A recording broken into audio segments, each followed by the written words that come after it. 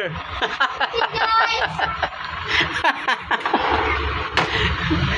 Magpapalit na naman ng taon, 2026. Yung iba, mangangarap na sana sa pagpasok ng taong 2026, maganda ang pamumuhay.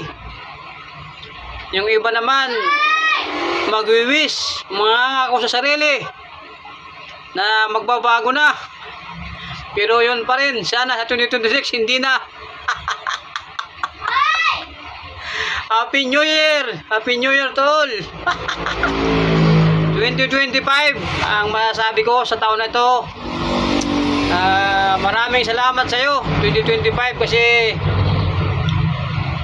sinamahan mo ako sa lahat, mula sa mangyak-ngyak mangyak-ngyak na wala nang pang-upa. Grabe, pero sa awa ng Panginoon tayo ay nakasurvive sa pagsubok. Sabi ko ng 2025 ay napakaswerte dahil binigyan tayo ng maraming blessings. Maraming salamat sa Panginoon dahil binigyan tayo ng bahay, hindi tayo nangungupahan, binigyan pa tayo ng sasakyan para hindi tayo maglakad. Grabe ang pagpapala.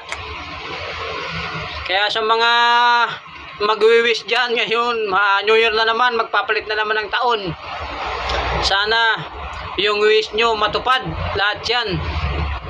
At sana sa 2026 hindi tayo papaguhin ng pera.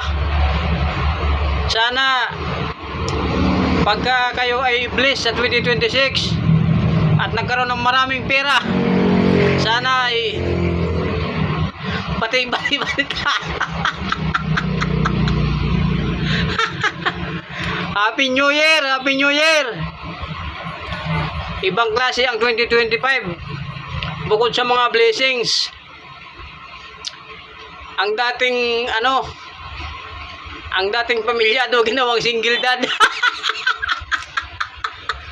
Matindi. Grabe, ginawa mo kung single 2025 Sa 2026, ano kayang mangyayari? So sana good luck. Happy New Year sa inyo. Happy New Year.